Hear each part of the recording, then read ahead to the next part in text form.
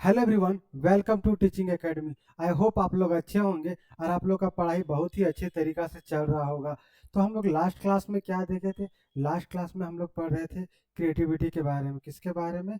तो रचनात्मकता, सृजनात्मकता, क्रिएटिविटी, उसके बारे में ही पढ़ रहे थे। तो लास्ट क्लास में हम लोग क्या क्या देखे थे? लास्ट क्लास में हम लोग देखे थे कि सृजनात्मकता, क्रिएटिविटी क्या होता है, उसका क्या अर्थ होता है, विभिन्न मनोवैज्ञानिक के द्वारा क्या क्या परिभाषा दिया गया है। फिर हम लोग देखे थे क्या कि जो क्रिएटिविटी होता है उसका नेचर कैसा होता है, मतलब उसका प्रकृति कैसा है, वो देखे थे। फिर देखे थे उसका विशेषता। अगर कोई बालक है जो क्रिएटिव वाला बालक है, क्रिएटिव माइंड का बालक है, तो उसका क्या क्या विशेषता होता है, उसका नेचर कैसे होता है, उसके बारे में देखे थे। फिर हम लोग क्या देखे थे कि क्रिएटिविटी का कितना प्रकार होता है। जो 5 टाइप बताए थे, कौन कौन से क्रिएटिविटी के स्तर होते हैं, प्रकार होते हैं, उसके बारे में देखे थे। फिर उसके बाद क्या हम लोग देखे थे? फिर हम लोग देखे थे पिछले क्लास में कौन कौन से तत्व होते हैं, जो क्रिएटिविटी के कौन कौन से एलिमेंट्स होते हैं, कौन कौन से तत्व होते हैं। उसके बाद फिर हम लोग लास्ट में देखे थे कौन कौन से सिद्धांत होते हैं जो सृजनात्मकता का, या फिर बोल सकते हैं क्रिएटिविटी का कितने सिद्धांत होते हैं, कौन कौन से सिद्धांत होते हैं। ये सब ऑलरेडी हम लोग पिछले क्लास में कर चुके हैं। अगर अभी तक आप लोग उस वीडियो को नहीं देखे हैं तो उस वीडियो को पहले देख लीजिए, उसके बाद इस वीडियो को देखिएगा। तो आज की क्लास में हम लोग क्या करेंगे? आज की क्लास में हम लोग उसके आगे का टॉपिक, कौन कौन सा टॉपिक, तो हम लोग देखेंगे क्या, जो सृजनात्मकता की प्रक्रिया क्या है, उस पर कौन कौन सी प्रक्रिया सृजनात्मकता में होती है।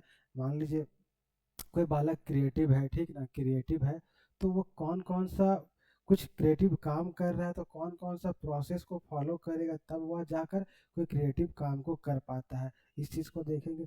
फिर हम लोग देखेंगे क्या, क्रिएटिविटी का परीक्षण, जो टेस्ट होता है ना, जिस तरह से क्या हम लोगों का या आप लोगों का क्या, अगर जैसे एग्जाम देते हैं तो टेस्ट या परीक्षण होता है ना, तो उसी तरह से अगर कोई बालक क्रिएटिव है तो कौन कौन सा उसका परीक्षण करेंगे कि हम लोग पता लगा पाएंगे कि बच्चा वो क्रिएटिव है या नहीं। तो उसके लिए हम लोग क्या करते हैं, उसके लिए हम लोग क्रिएटिविटी का परीक्षण करते हैं, ये देखेंगे। उसके बाद हम लोग देखेंगे ना, कोई भी बालक में क्रिएटिविटी को डेवलप करने के लिए कौन कौन सा टेक्निक को प्रयोग किया जाता है। जैसे मान लीजिए कोई बालक क्रिएटिव है, ठीक है, लेकिन और ज़्यादा क्रिएटिव बनाने के लिए हम लोग कौन कौन सा टेक्निक का यूज़ करेंगे, कौन कौन सा प्रोसेस का यूज़ करेंगे, वो देखेंगे। उसके बाद हम लोग क्या देखेंगे? उसके बाद हम लोग देखेंगे कि क्रिएटिविटी और बुद्धि में क्या संबंध है। ये क्वेश्चन अक्सर पूछता है आप लोग का, यूनिवर्सिटी एग्जाम में भी पूछता है और ये सीटेट डेटेड में भी पूछता है, क्या संबंध है, तो ये भी देखेंगे। और कौन कौन सा टेक्निक होता है, ये भी आपका यूनिवर्सिटी एग्जाम में पूछता है अक्सर, और ये पूछा हुआ इसमें भी है, सीटेट डेटेड में पूछा हुआ क्वेश्चन उससे है। तो ये सारे टॉपिक जितने भी है, इसको आज की क्लास में हम लोग कंप्लीट करेंगे। क्लास थोड़ा लंबा जाएगा लेकिन सारे टॉपिक को आज हम लोग कवर करेंगे। तो चलिए हम लोग आज का क्लास शुरू करते हैं। देखिए, सबसे पहले हम लोग ये इधर देख चुके थे, ठीक ना, ये सारा कुछ हम लोग देख चुके थे। बाकी जहाँ से करना है वहाँ से हम लोग स्टार्ट करते हैं आज। और सेकंड क्लास है इस टॉपिक का, आज हम लोग यहाँ से करेंगे। आज हम लोग कहाँ से करेंगे? कहाँ से करेंगे? तो हम लोग करेंगे सृजनात्मकता की प्रक्रिया, प्रोसेस ऑफ क्रिएटिविटी। क्या क्या प्रोसेस है, बोले ना, कि अगर कोई बालक क्रिएटिव माइंड वाला है, सृजनात्मक है, तो अगर वो कोई चीज़ सृजनात्मक कार्य को कर रहा है तो किस तरह से करेगा, आखिर उस कार्य, जो क्रिएटिव कार्य करने का क्या प्रोसेस है, कौन सा प्रोसेस को फॉलो करेगा, तब जाकर वह क्रिएटिव कहलाएगा या फिर क्रिएटिव काम कर पाएगा। तो वो सारे प्रोसेस को वन बाय वन देखते हैं। जनरली कितने प्रोसेस होते हैं? जनरली 4 प्रोसेस को बताया गया है। किनके द्वारा, वो देखते हैं। देखिए क्या बोल रहा है पहला, सृजनात्मकता की प्रक्रिया, प्रोसेस ऑफ क्रिएटिविटी। इसमें क्या बोल रहा है? सृजनात्मकता केवल अचानक उत्पन्न होने वाला विचार नहीं है। ऐसा होता है क्या, जो क्रिएटिविटी अचानक से आ जाता है माइंड में? ऐसा नहीं होता है, तुरंत नहीं आने वाला विचार है। उसके लिए थोड़ा टाइम लगता है, चीज़ों को देखना पड़ता है, समझना पड़ता है, उसके बाद कहीं जाकर क्रिएटिविटी वाला आइडिया आता है। फिर क्या बोल रहा हूँ, बल्कि यह एक क्रमबद्ध मानसिक प्रक्रिया है। क्या है? तो यह क्रमबद्ध मानसिक प्रक्रिया है। किसी नवीन विचार, कुछ नया जो विचार करते हैं या रचना करते हैं या समस्या का समाधान करते हैं, के पीछे कुछ निश्चित चरण होते हैं। ये सब जो कुछ भी हम लोग करते हैं ना, कोई नया विचार लाते हैं, कोई एक समस्या का समाधान करते हैं, कुछ खोज करते हैं या कुछ चीज़ों को मॉडिफाई करते हैं, तो उसके पीछे क्या होता है, कुछ ना कुछ निश्चित स्टेप होता है, निश्चित चरण होता है। उसी को क्या बोलते हैं हम लोग? सृजनात्मकता की प्रक्रिया बोलते हैं। क्या बोलते हैं? सृजनात्मकता की प्रक्रिया कहा जाता है। उसके बाद देखिए क्या बोल रहा है, इसके बारे में कौन बताए थे, तो ग्राहम वालेस ने, किसने, ग्राहम वालेस ने इस प्रक्रिया की चार प्रमुख अवस्था, देखिए क्वेश्चन पूछेगा कितने अवस्थाएं होती है, तो चार प्रमुख अवस्थाएं किसके, तो क्रिएटिविटी का जो प्रक्रिया है, सृजनात्मकता का प्रक्रिया, उसमें कितना अवस्था होता है, तो चार मुख्य अवस्था, कितना, तो चार मुख्य अवस्था होता है। अब कौन कौन सा अवस्था होता है वो देखते हैं। देखिए पहला क्या बोल रहा है, तैयारी की अवस्था। हम किसी चीज़ का स्टार्टिंग में पहले क्या तैयारी करेंगे, तब तो जाकर उसको इम्प्लीमेंट कर पाएंगे ना। तो पहले क्या करना पड़ेगा हम लोग को, प्रिपरेशन। पहला स्टेज क्या है, प्रिपरेशन वाला स्टेज। पहला स्टेज क्या है, प्रिपरेशन स्टेज। सबसे पहले हम लोग को क्या प्रिपरेशन करना पड़ेगा, क्या करना पड़ेगा, चीज़ों को कुछ भी करना है तो उसके पहले क्या, सबसे पहले हम लोग को उसका तैयारी करना पड़ता है, प्रिपरेशन करना होता है। अब देखिए इसमें क्या होता है, इस अवस्था में क्या, इस अवस्था में व्यक्ति समस्या को पहचानता है।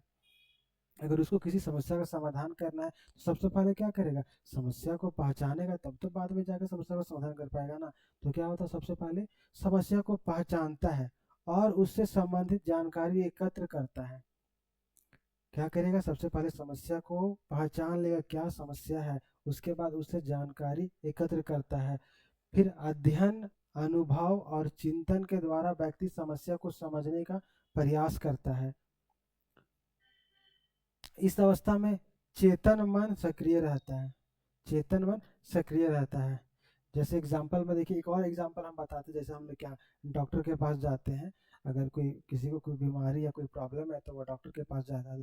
डॉक्टर क्या करता है, पहले उसका क्या करता है, उसको देखता है, पहचानता है, उसका पहले टेस्ट करता है, उसका पहले पूछता है क्या प्रॉब्लम है, फिर उसका जो टेस्ट करवाएगा कि ये सब टेस्ट करवा के लाइए, फिर देखेगा रिपोर्ट, उसके बाद क्या करेगा, रिपोर्ट देखने के बाद सारा जानकारी क्या प्रॉब्लम है क्या, उसके बाद जानकारी वो इकट्ठा करेगा। उसके बाद फिर उसका जो खुद का एक्सपीरियंस है कि नहीं इस तरह का प्रॉब्लम है, इस तरह का प्रॉब्लम है पेशेंट के साथ, तो इसको इस तरह का दवा देना चाहिए, फिर उसको इस चीज़ की ज़रूरत है। तो वो चीज़ करने के बाद क्या करता है, फिर दवा को लिखता है, क्या करता है, दवा को लिखता है, समझने के बाद क्या करता है, दवा को लिखता है, तो कहीं ना कहीं जाकर उसके बाद क्या जो पेशेंट ठीक होता है। तो ये सारा प्रोसेस को करता है। तो फिर देखिए एग्जाम्पल एक यहाँ पे और दिया हुआ है, शिक्षक किसी कठिन विषय को पढ़ाने के लिए नई विधि खोजता है। अगर कोई कठिन विषय है, जैसे बहुत सारे टीचर पढ़ा रहे हैं, स्टूडेंट को समझ में नहीं आ रहा है, तो टीचर क्या करेगा, कुछ नया प्रोसेस को, नया मेथड को खोजेगा ताकि बच्चों को समझाया जा सके आसानी तरीके से। उसका क्या करेगा, खोज करेगा। तो पहला क्या है हमारा, तैयारी का अवस्था है। पहले क्या करेंगे हम लोग, तैयारी करते हैं, पहले क्या तैयारी करेंगे। जैसे मान लीजिए अभी खुद, जैसे मान लीजिए अभी को गवर्नमेंट जॉब का नौकरी करना है, तो सबसे पहले क्या तैयारी तो कीजिएगा, तभी तो जाकर नौकरी मिलेगा ना। तो पहले क्या करना पड़ेगा, तैयारी करना पड़ेगा। उसके बाद देखिए अगला क्या बोल रहा है, उष्मायन अवस्था। इस अवस्था में क्या होता है ना, इस अवस्था में व्यक्ति समस्या पर प्रत्यक्ष रूप से कार्य नहीं करता है। क्या होता है, जो समस्या होता है उस पर प्रत्यक्ष रूप से मतलब डायरेक्टली सही से काम नहीं करता है, लेकिन समस्या अवचेतन मन से, मतलब थोड़ा हाँ दिमाग लगा रहा है लेकिन पूरी तरह से नहीं, अवचेतन मन से बनी रहती है। ठीक है ना, व्यक्ति समस्या पर डायरेक्टली उसमें कार्य नहीं करता, लेकिन उसका दिमाग में ये है कि नहीं हमको ये प्रॉब्लम है, इसका माइंड में ये चीज़ को रहता है। उसके बाद फिर क्या बोल रहा है, व्यक्ति अन्य कार्यों में व्यस्त रहता है, दूसरे कार्य में व्यक्ति व्यस्त रहता है, उस चीज़ को जान रहा है कि ये उसका माइंड में है, लेकिन उसको पूरी तरह से उसमें काम नहीं कर रहा है, दूसरे काम में वो क्या व्यस्त है। फिर भी क्या सृजनात्मक विचार अंदर ही अंदर विकसित होते रहता है। अगर वो दूसरे काम को कर रहा है लेकिन फिर भी उसके दिमाग में ये आइडिया आ रहा है कि नहीं हम ये करेंगे, फ्यूचर में इस तरह से करेंगे, वो क्रिएटिविटी उसका जो बात है वो उसके माइंड में आते रहता है। तो यहाँ क्या होता है, अवचेतन मन, मतलब क्या, सब किस सब कॉन्शियस माइंड, मतलब चेतन मतलब क्या, जो उसमें एक्टिव है, ये मतलब इसमें क्या अनएक्टिव बोल सकते हैं, इनएक्टिव बोल सकते हैं, जो एक्टिव नहीं रहता है। सब कॉन्शियस माइंड सक्रिय होता है, जो मतलब पूरी तरह से जो काम नहीं करता है वो माइंड, ठीक ना। फिर यहाँ इंग्लिश में दिया हुआ है। उसके बाद देखिए तीसरा क्या है, तीसरा स्टेज क्या है, तीसरा स्टेज है अवलोकन, या फिर इसी को बोलते हैं प्रबोधन अवस्था। अवलोकन, उसका क्या करें, अवलोकन करेंगे, देखेंगे, समझेंगे उसके बारे में, उसका क्या करेंगे, अवलोकन करेंगे। यह सृजनात्मक प्रक्रिया की सबसे महत्वपूर्ण अवस्था है, कौन सी, तो अवलोकन की जो अवस्था है ना, ये उस प्रक्रिया का सबसे महत्वपूर्ण अवस्था है। इसमें क्या होता है, इस अवस्था में व्यक्ति क्या करता है, इस अवस्था में व्यक्ति को अचानक समाधान या नया विचार सोचता है। जब इस अवस्था में व्यक्ति रहता है ना, तो उसको क्या होता है, अचानक उस समस्या का नया समाधान नजर आता है, कोई नया विचार माइंड में आता है। उसके बाद फिर क्या पढ़ा, इसे आहा अनुभव, क्या बोलते हैं इसे, आहा अनुभव। देखिए कौन सा अनुभव, तो आहा अनुभव भी कहा जाता है किसको, कौन सा अवस्था को, तो अवलोकन की अवस्था, यानी कि तीसरा अवस्था को। उदाहरण के लिए देखिए, उदाहरण के लिए क्या बोल रहा है, एग्जाम्पल के लिए, अचानक शिक्षक को नई शिक्षण गतिविधियों का विचार आता है, क्या, किस तरह से नया उसको प्रोसेस, क्या मेथड नया पढ़ाने का, उसका क्या विचार आया था माइंड में, आ जाता है। तो ये किस अवस्था में है, यह अवलोकन की अवस्था में है। तो इस तरह से हम लोग क्या देखे, तीन अवस्था देखे। पहला क्या, सबसे पहले वो चीज़ों के लिए प्रिपरेशन करेगा, उसके बाद क्या करेगा, उस म्यान अवस्था, उसके बाद क्या करेगा, मतलब उसके माइंड में है, उसके बारे में बस सोच रहा है लेकिन कर नहीं रहा है। तीसरा अवस्था क्या है, अवलोकन। उसके बाद क्या, इस अवस्था में क्या होता है, जो समस्या उसका चल रहा है अचानक उसमें क्या, उस समस्या का इसको समाधान मिलता है कि नहीं, ये आइडिया आता है कि ये करेंगे तो ऐसा होगा, वो करेंगे तो वैसा होगा। उसके बाद देखिए क्या बोल रहा है, उसके बाद क्या बोल रहा है, अगला स्टेज क्या है, सत्यापन या फिर मूल्यांकन का अवस्था, यानी क्या वेरिफिकेशन या फिर इवेल्युएशन का। फाइनल जो होता है ना, उसका वेरिफिकेशन करता है। जब वो सारा चीज़ को कर लिया, पहले क्या उसका तैयारी किया, फिर उसका माइंड में आया, लेकिन वो चीज़ों को इम्प्लीमेंट नहीं किया, बस माइंड में रखा। तीसरा बार क्या आया, तीसरा स्टेप में उसके पास क्या, सारा कुछ का आइडिया आ गया, अचानक आइडिया नहीं, हमको इस तरह से करना है तो इस तरह से होगा। अब क्या करेगा, वो जो आइडिया आ गया है, विचार आ गया उसका मन में, अब उसको क्या करेगा, इम्प्लीमेंट करेगा, उसको क्या वेरीफाई करेगा और चीज़ों को लागू करेगा। क्या करेगा, उसको वेरीफाई करेगा, देखेगा सब कुछ सही से चल रहा है, उसके बाद क्या करेगा, उसको इम्प्लीमेंट कर देगा, उसको लागू कर देगा, तब तो जाकर ये प्रोसेस उसका कंप्लीट होगा। उसके बाद क्या बोल रहा है, इस अवस्था में प्राप्त विचार की जांच की जाती है। जो पहले से प्राप्त हो गया है ना विचार, उसका क्या जांच किया जाता है, मतलब वेरीफाई करेगा इसमें। उसके बाद क्या बोल रहा है, और यह देखा जाता है कि विचार व्यवहारिक है या नहीं, मतलब वो चीज़ जो विचार उसके मन में आ रहा है, वो पॉसिबल है या नहीं, व्यवहारिक है या नहीं, वो चीज़ को देखेगा। उसके बाद फिर क्या बोलेगा, आवश्यक आवश्यक सुधार और परिष्कार, मतलब उसमें कुछ सुधार का जरूरत है या फिर इम्प्रूवमेंट का। परिष्कार मतलब क्या, उसमें कुछ बदलाव करने का जो जरूरत है तो बदलाव करेगा, या सुधार करने की जरूरत है तो वो करके क्या विचार को अंतिम रूप दिया जाता है, अंतिम रूप दे दिया जाएगा। उसके बाद फिर अंतिम रूप दिया जाएगा मतलब क्या, वो समझिए तो हो गया क्या। उसके बाद उदाहरण देखिए, शिक्षक कक्षा में नई विधि को प्रयोग करके उसकी सफलता की जांच करता है। क्या करता है, इसके पहले तो वो नया विधि को प्रयोग करने के लिए उसका माइंड में आइडिया आता है, इसमें क्या करता है, नया विधि का प्रयोग करेगा, फिर उसको क्या सफलता का जांच करेगा कि सही है या नहीं। तो इस तरह से आप लोग देखें कौन कौन सा स्टेज होता है, चार स्टेज होता है। चारों स्टेज के बारे में पढ़े।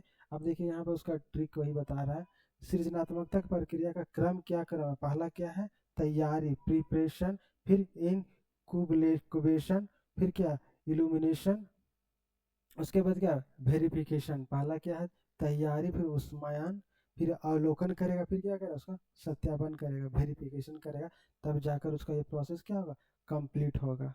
तो इस तरह से हम लोग देखें कितना प्रोसेस होता है, चार प्रोसेस होता है। तो क्या क्या है, अगर कोई भी सृजनात्मकता होता है तो उसका तैयारी करने का कितना प्रोसेस होता है, चार प्रोसेस होता है। चारों को हम लोग देख लिए। अब आगे हम लोग देखते हैं क्या क्या पॉइंट है। अब देखिए हमारे पास क्या है, सृजनात्मकता का परीक्षण। अब हम लोग क्या करेंगे, देखिए इसमें हम लोग क्या करते हैं ना, कि मान लीजिए कोई भी बालक, जैसे कोई भी बालक है, तो वो कितना ज़्यादा सृजनशील है, कितना ज़्यादा क्रिएटिव है, या फिर क्रिएटिव है या नहीं है, उसके बारे में तो जांच करेंगे, तभी तो हम बोल सकते हैं ना कि वो बालक क्रिएटिव है। अगर क्रिएटिव नहीं है तो अगर जांच करेंगे, अगर टेस्ट लेंगे, अगर टेस्ट में फेल हो जाएगा तो फिर हम लोग बोलेंगे वो क्रिएटिव नहीं है, सृजनशील नहीं है, उसमें सृजनात्मकता का अभाव है, नहीं पाया जाता है। और इसीलिए क्या, उसके लिए हम लोग क्या करते हैं, इससे पूरा टेस्ट करते हैं। कौन कौन सा टेस्ट करते हैं, अब हम लोग जानते हैं। देखिए पहला टेस्ट उसमें क्या आता है, सृजनात्मकता के परीक्षण, मतलब टेस्ट फॉर क्रिएटिविटी। उसमें क्या बोल रहा है, पहचान व मापन के लिए गिलफोर्ड ने अनेक परीक्षणों का निर्माण किया, बहुत सारे गिलफोर्ड ने परीक्षणों का निर्माण किया है। उसमें देखिए पहला क्या है, ये मुख्य रूप से कितना होता है, ये परीक्षण मुख्य रूप से चार पक्षों का मापन करते हैं। जो ये परीक्षण किया जाता है ना, सृजनात्मकता का जो परीक्षण किया जाता है, ये मुख्य रूप से कितना पक्ष का मापन करता है, चार पक्ष का मापन करता है। कौन कौन से चार पक्ष का मापन करता है? पहला क्या है? निरंतरता मतलब फ्लुएंसी। विचारों की संख्या मतलब विचारों की संख्या, ability to produce many ideas. उसके बाद फिर क्या करता है? लोचनशीलता का, फ्लेक्सिबिलिटी का, विचारों की विविधता का, ability to shift from one idea to another. उसके बाद फिर क्या करता है? मौलिकता का, ओरिजिनलिटी, नवीन एवं अनोखे विचार का। किसका? नवीन एंड अनोखे विचार का। ये सब पक्ष का मापन करता है। Ability to produce unique ideas. उसके बाद फिर चौथा क्या है? विस्तार, एलाब्रेशन। एलाबोरेशन इसमें क्या होता है? विचारों का विस्तार। इसमें क्या होता है? विचारों का विस्तार होता है। Ability to add details to ideas. ये सब जो पक्ष है ना, ये चारों पक्ष का कौन कौन सा? निरंतरता, लोच लोचनीयता, मौलिकता और किसका? विस्तार का। ये सब चारों पक्ष का क्या करता है? मापन करता है। कौन मापन करता है? जो हम लोग कर रहे सृजनात्मकता का परीक्षण, ये सब चारों पक्ष का मापन करेगा। अब कौन कौन सा परीक्षण के थ्रू हम लोग करेंगे सृजनशील बालक का परीक्षण, वो हम लोग देते हैं। कौन कौन सा परीक्षण है? पहला क्या है? चित्र पूर्ति। देखिए नाम से ही पता चल रहा है, चित्र पूर्ति मतलब चित्र को पूरा करना। कोई चित्र है, उसको क्या करना है? पूरा करना है। तो इस परीक्षण में बेसिकली हम लोग क्या देखेंगे?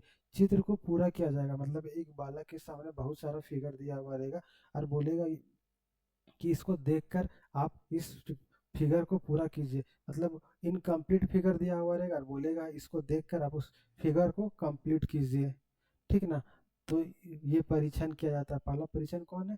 चित्र पूर्ति परीक्षण। इसमें देखो क्या बोल रहा है? इस परीक्षण में बालक को अपूर्ण चित्र दिए जाते हैं, इनकम्प्लीट फिगर दिया जाएगा और बालक को अपनी कला शक्ति है, देखिए इसमें खुद अपना जो कला शक्ति है ना, खुद का उसका जो अपना कला शक्ति है, जो इमेजिनेशन का पावर है, उसके आधार पर क्या करेगा? चित्रों को पूरा करना होता है। क्या होता है?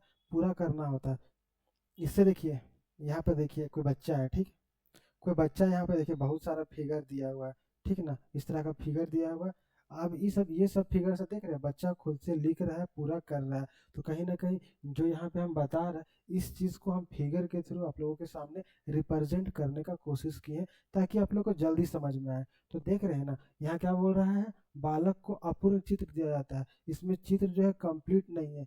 अब जो चित्र को क्या देखकर बोला जा रहा है बालक को, क्या कि आपको कंप्लीट करना है। क्या करना है? उसको अपना कल्पना शक्ति का, इमेजिनेशन पावर का यूज करके क्या करना है? इन चित्रों को पूरा करना है। ये सारा जो आपका खुद का माइंड लगेगा, इमेजिनेशन पावर का यूज करेगा और क्या करेगा? इन चीजों को कंप्लीट करेगा। ये ड्राइंग जो बना रहा है, इसको कंप्लीट करेगा। इससे क्या पता चलता है? अगर ये परीक्षण कर रहे हैं, अगर किसी बालक का, किसी व्यक्ति का हम ये परीक्षण कर रहे हैं, तो आखिर इस परीक्षण से पता क्या चलता है? वो भी तो हम लोग को जानना पड़ेगा ना। इस परीक्षण से क्या पता चलता है?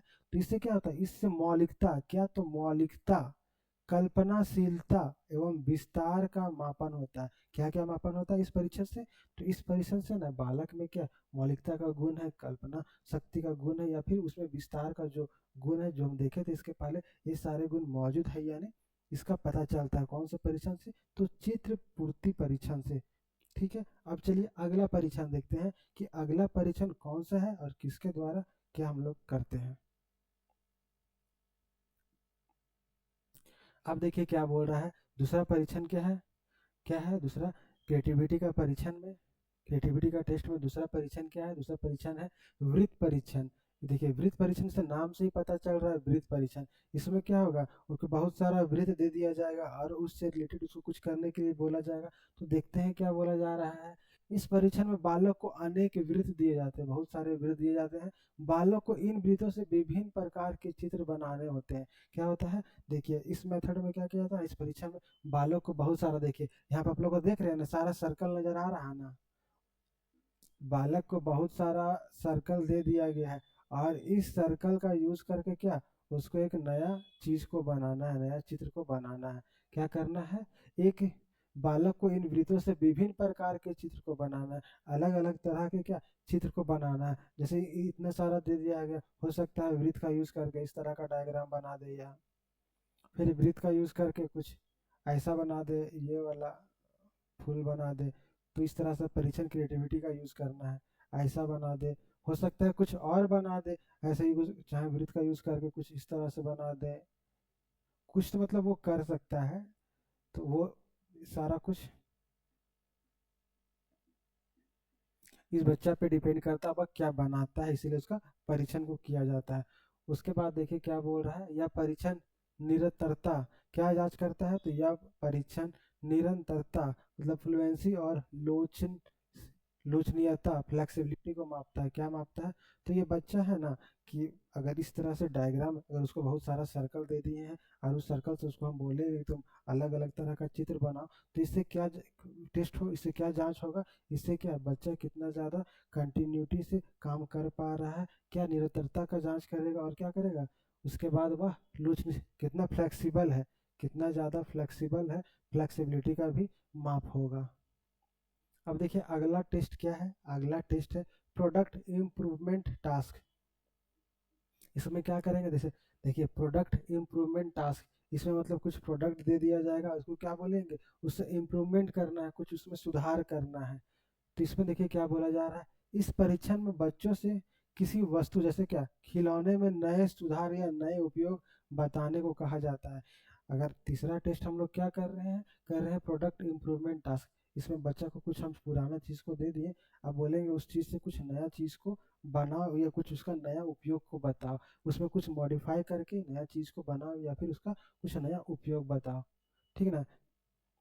फिर बालक क्या होता है, बालक अपने नवीन विचारों को लिखित रूप से प्रस्तुत करता है। क्या करता है, लिखित रूप से प्रस्तुत करता है। जैसे देखिए ये बालक यहाँ पे इसके पास कुछ सा खिलौना दे दिया गया है, जैसे एग्जाम्पल में यहाँ लिखा हुआ होगा, इससे मौलिकता सोच और सृजनात्मकता का मापन होता है। इससे क्या मापन होता है, तो जो ये टेस्ट किया जा रहा है प्रोडक्ट इम्प्रूवमेंट टास्क, जो ये टेस्ट किया जा रहा है, इस टेस्ट से क्या होता है मेजर, तो मौलिक मौलिक सोच मौलिक सोच और सृजनात्मकता का मापन होता है। किसका, तो मौलिक सोच, उसका जो ओरिजिनल थिंकिंग होता है, और क्या होता है क्रिएटिविटी का मेजर करता है।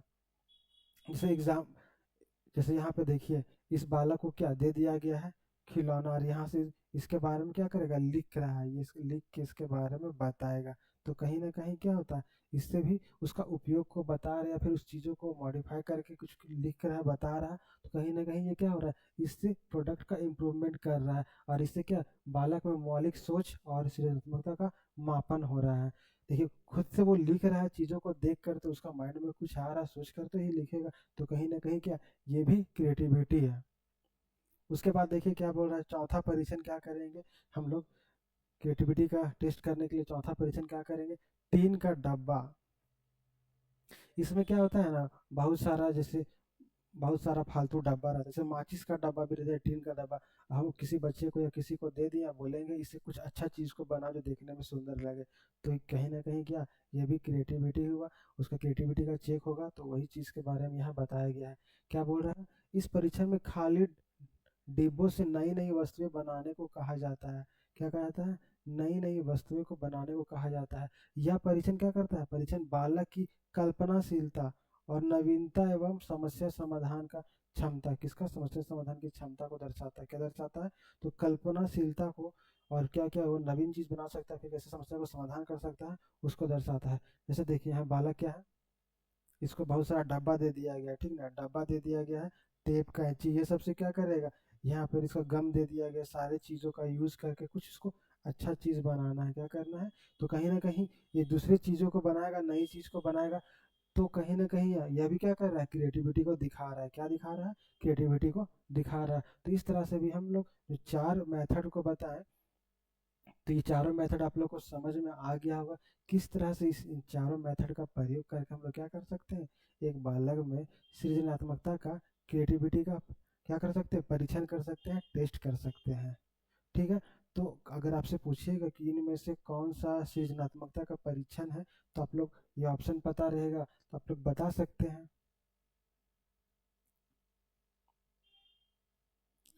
अब देखिए अगला क्या है, अगला क्या है हमारा, ये टॉपिक ये टॉपिक आपका बीएड के लिए भी बहुत इंपॉर्टेंट है, इससे भी क्वेश्चन पूछता है। ठीक ना, बाकी इसमें तो पूछेगा ही ऑब्जेक्टिव क्वेश्चन में। इसमें क्या बोल रहा है देखिए, सृजनात्मकता के विकास के लिए विशेष तकनीक का प्रयोग। अगर कोई बालक में हमको सृजनात्मकता क्या करना है, डेवलप करना है, उसका विकास करना है, किसी बालक में क्रिएटिविटी को विकास करना है, डेवलप करना है, तो हम कौन कौन सा टेक्निक तकनीक का प्रयोग करें, कौन कौन सा टेक्नोलॉजी का यूज़ करेंगे या तकनीक का यूज़ करेंगे, उसके बारे में हम लोग यहाँ पे जानेंगे। कौन कौन सा मेथड है, कौन कौन सा तकनीक है जिसका यूज़ करके हम लोग क्या कर सकते हैं, एक बालक में क्रिएटिविटी को क्या से- को डेवलप कर सकते हैं, सृजनात्मकता को डेवलप कर सकते हैं। इसमें देखिए पहला क्या है, मस्तिष्क उद्भेदन, मतलब इसको क्या बोलते हैं इंग्लिश में, ब्रेन स्टॉर्मिंग, मतलब कहीं ना कहीं क्या इसमें दिमाग से रिलेटेड काम किया दिया जाएगा, क्या इसमें माइंड से रिलेटेड दिया जाएगा। अब देखिए इसमें क्या बोल रहा है,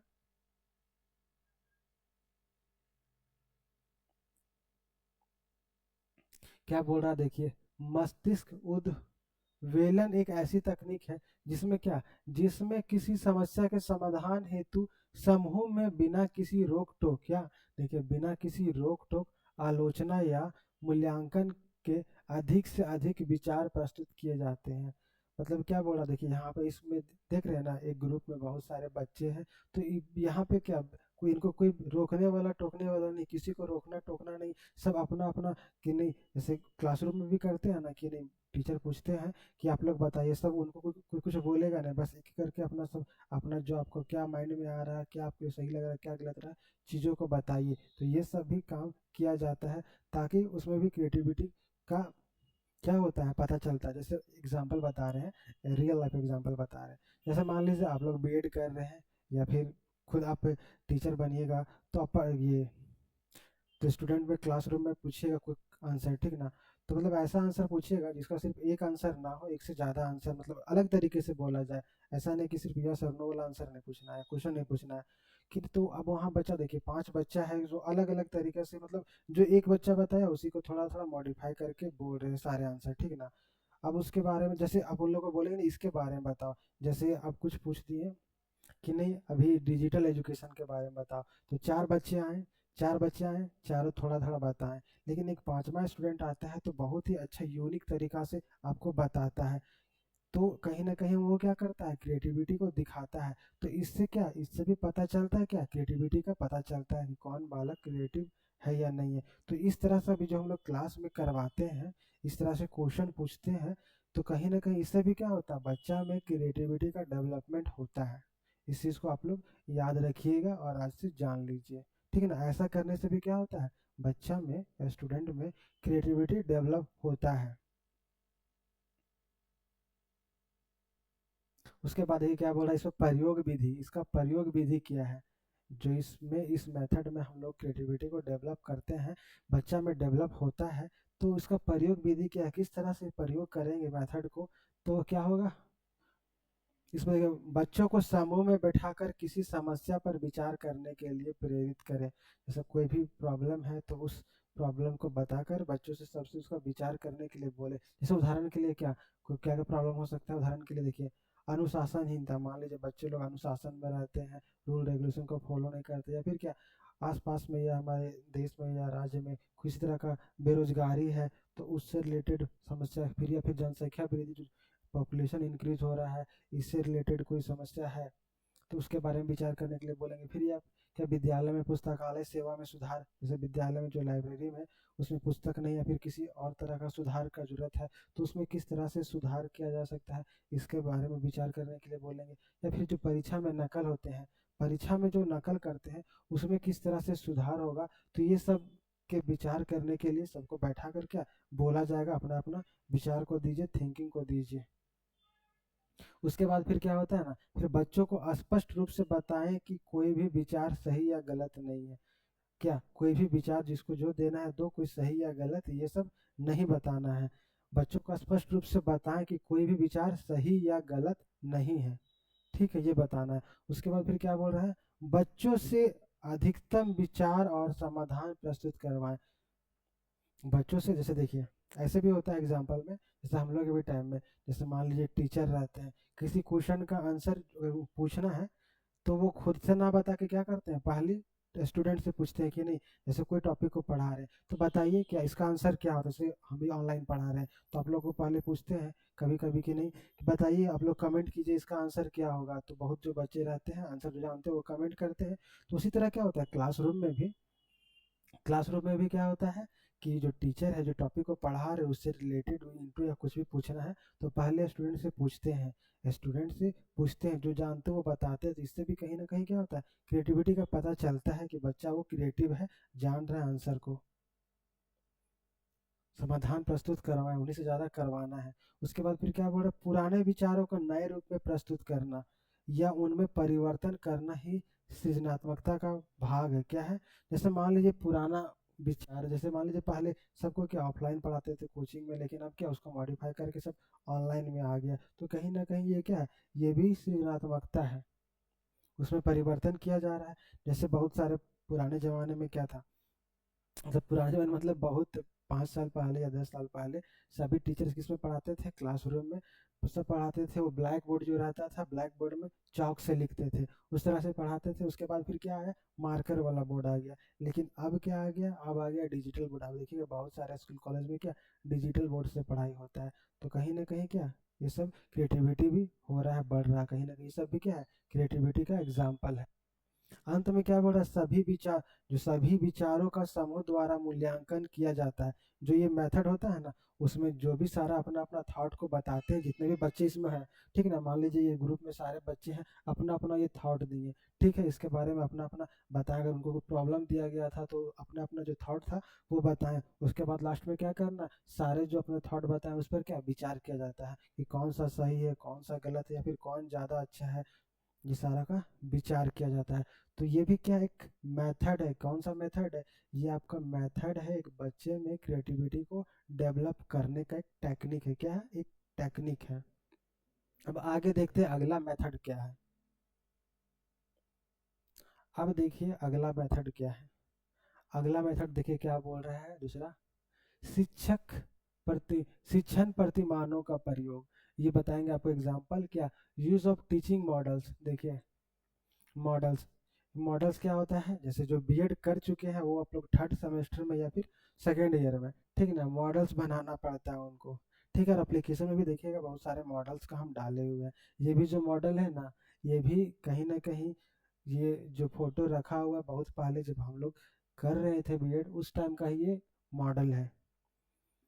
ये मैथ्स का मॉडल है, ठीक है ना। जैसे यहाँ पे शंकु के बारे में बताया गया है, तो देखिए शंकु के बारे में समझाना है, ठीक ना, कोण के बारे में बताना है, तो यहाँ पे उस तरह से क्या बनाया हुआ है मॉडल, उसको समझाने के लिए, ताकि चीज़ों को देख कर ना बच्चे आसानी से समझ जाए कि शंकु क्या होता है, वो किस आकृति का होता है। तो समझाने के लिए मॉडल को बनाया गया था। तो वही बोल रहा है क्या, इससे भी क्या होता है, बच्चा में क्रिएटिविटी डेवलप होता है। क्या बोला देखिए, विशेष शिक्षण प्रतिमान बालकों की सृजनशीलता को बढ़ावा देते, क्या करते हैं, जो विशेष शिक्षण प्रतिमान होता है ना, यानी कि ये जो जो मॉडल्स होता है ना, इस तरह का मॉडल्स बच्चों में क्या होता है, उनको जो होता है ना सृजनशीलता को, यानी क्या, क्रिएटिविटी को क्या करते हैं, बढ़ावा देते हैं, मतलब उसमें क्रिएटिविटी को बढ़ाते हैं। अगर जो बच्चा सिर्फ देख कर सामने वो चीज़ों को देखेगा, एग्जाम्पल, जैसे इसीलिए तो आप लोग हम एग्जाम्पल देते तो साथ में फोटो देते, ताकि आप में क्रिएटिविटी ज़्यादा डेवलप हो, चीज़ों को अच्छा से समझ में आए। उसके बाद देखिए क्या बोल रहा है, ब्रूनर, ये भी एक मनोवैज्ञानिक थे, कि उनका कॉन्सेप्ट था कि संप्रत्य उपलब्धि प्रतिमान। उनके अनुसार क्या बोल रहा है, यह मॉडल बालकों में संप्रत्य ग्रहण करने के साथ साथ सृजनात्मकता बनाता है। संप्रत्य मतलब कोई अवधारणा, कोई कॉन्सेप्ट, ठीक है ना, कोई कॉन्सेप्ट किसी चीज़ के बारे में समझने में क्या करता है, यह ग्रहण, जो चीज़ों को अच्छा से जानेगा, साथ ही साथ क्या होता है, उस बच्चा में क्रिएटिविटी क्या होता है, डेवलप होता है, क्रिएटिविटी बनता है। उसके बाद देखिए दूसरे कौन मनोवैज्ञानिक है, सच मैन का पूछताछ प्रशिक्षण। उन्होंने ये पूछताछ के बाद जो पूछताछ प्रशिक्षण प्रतिमान, उनका भी एक ये कौन सा पूछताछ का प्रशिक्षण प्रशिक्षण था। उनके अनुसार क्या बोल रहा है, यह प्रतिमान वैज्ञानिक पूछताछ कौशल और क्या, वैज्ञानिक पूछताछ कौशल और सृजनात्मकता गुणों के विकास में सहायक होता है। जो ये होता है ना मॉडल्स वाला, इनके अनुसार कौन से मनोवैज्ञानिक, तो सच मैन का पूछताछ प्रशिक्षण प्रतिमान के अनुसार, यह जो प्रतिमान है ना, जो ये मॉडल्स है, इस तरह का जो मॉडल्स दिखा के पढ़ाते हैं या बच्चों को समझाते हैं, क्या करता है, यह कौशल और सृजनात्मक गुणों को क्या करता है, विकास करने में सहायक होता है। क्या करता है, सृजनात्मक गुणों को विकसित करने में सहायक होता है। ये मॉडल्स आप लोग को बनाना होगा, और इसको देख के अब चीज़ों को, बच्चों को जैसे बहुत कोई आप लोग जब जाइएगा बीएड में पढ़ाने के लिए, जैसे बहुत लोग जो गए होंगे वो तो जान रहे, बाकी जो जाएंगे क्योंकि बीएड वाले बहुत सारे स्टूडेंट हैं, तो जब जाएंगे तो देखिएगा बहुत कोई चार्ट पेपर लेके पढ़ाने के लिए जाते हैं या फिर कोई मॉडल्स लेके भी जाते हैं, ताकि स्टूडेंट को समझाने के लिए, समझाने में उनको आसानी होगा और उनको समझ में आएगा स्टूडेंट को। उसके बाद देखिए क्या बोल रहा है, क्रीडम, क्रीडन तकनीकों का प्रयोग, मतलब क्रीडन मतलब क्या, खेल टेक्निक का यूज करना है। जैसे बोलते हैं ना खेल खेल में कुछ चीज को सिखाना है, तो उस तरह का तकनीक का भी यूज करना है। किस लिए करना है, तो एक बच्चे में क्रिएटिविटी को डेवलप करने के लिए। इसमें क्या बोल रहा है देखिए, खेल खेल में सृजनात्मकता का विकास सरल और प्रभावी होता है। अगर खेल खेल में चीज़ों को सिखाया जाए उसका तो क्या, वो आसानी से सीख लेता है और समझ भी लेता है, तो कहीं ना कहीं उससे क्या होता है, क्रिएटिविटी भी डेवलप होता है। इसमें क्या बोला, इसमें शाब्दिक मतलब वर्बल और अशाब्दिक, मतलब जिसको शब्दों में व्यक्त किया जा सकता है, जिसको नहीं किया जा सकता, मतलब जिसको लिख कर बताया जा सकता है या बोल कर, और जिसको नहीं, नॉन वर्बल सामग्री का उपयोग होता है। इसमें देखिए एग्जाम्पल के लिए देखिए क्या, पहेलिया, पहेलिया, शब्द खेल वर्ड गेम्स, फिर चित्र चित्रण खेल, ड्राइंग गेम्स या पिक्चर गेम्स, भूमिका निभाई, रोल प्ले, रोल प्ले, बच्चे खेल खेल में क्या, सृजनात्मकता, सोच और समस्या समाधान क्षमता का विकास करते हैं। तो इस तरह का भी जो काम होता है ना, पहेली वाला या फिर प्ले रोल वाला, कोई नाटक वाला, फिर कोई शब्द कोई वर्ड प्रॉब्लम वाला, ये सब का जो गेम करवाते हैं ना, तो इससे भी क्या होता है बच्चे में, कहीं ना कहीं क्या होता है, बच्चे में क्रिएटिविटी का डेवलपमेंट होता है। तो ये भी क्या है, एक टेक्निक है, क्या है, एक बच्चे में क्रिएटिविटी को डेवलप करने का क्या है, टेक्निक है। तो इस तरह से हम लोग देखें कितना, तीन मेथड को देखें। अब हम लोग आगे देखते हैं कौन सा मेथड है जिससे क्या एक बच्चे में हम लोग क्रिएटिविटी को डेवलप करना चाहते हैं या फिर कर सकते हैं।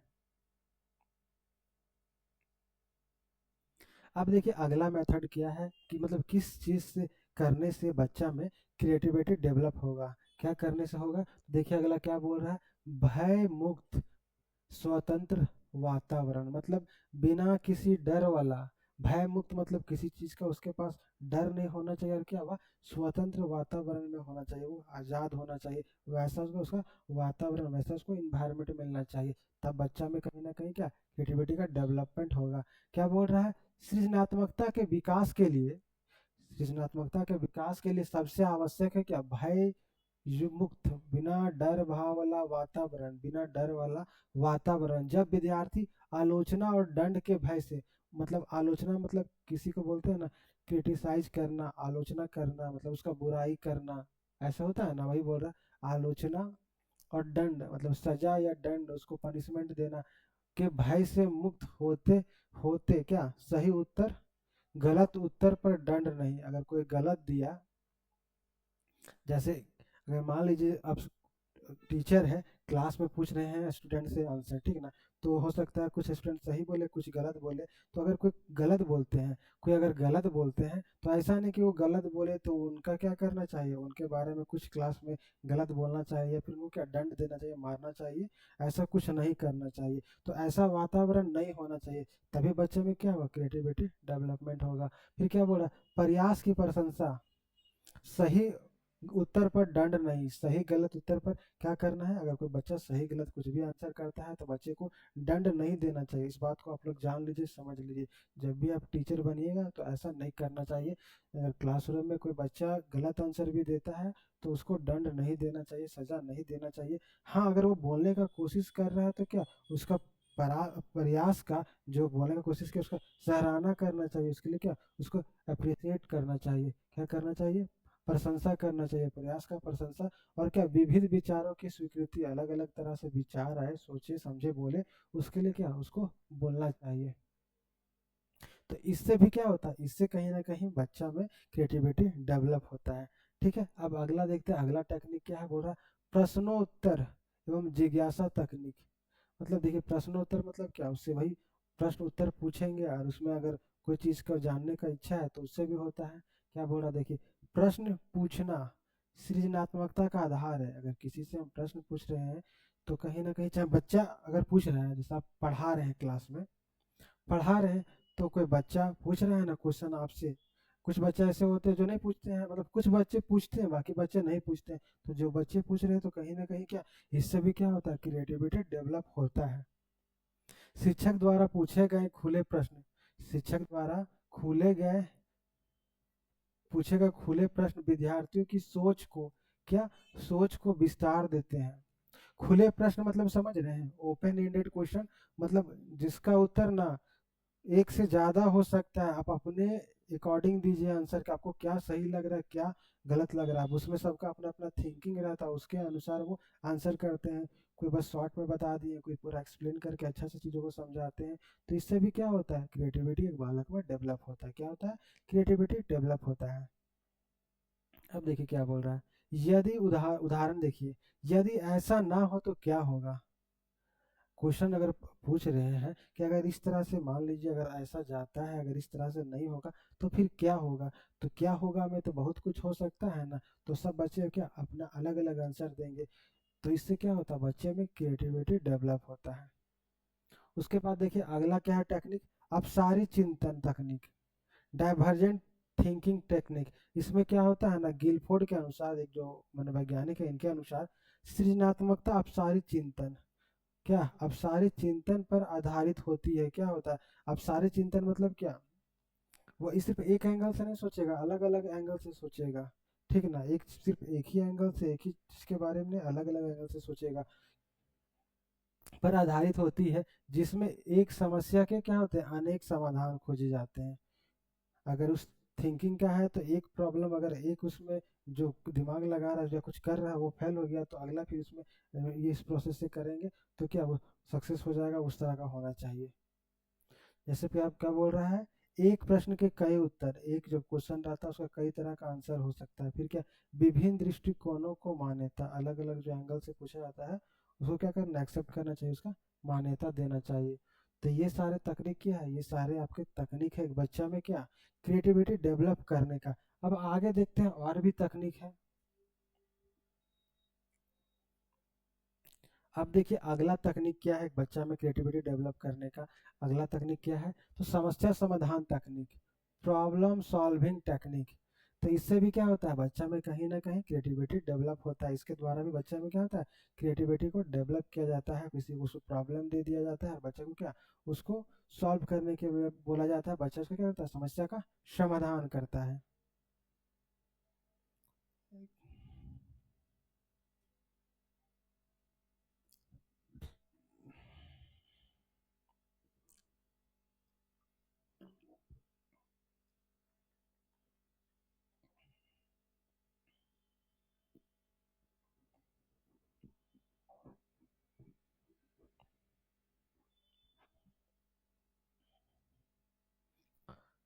अब देखिए अगला क्या है,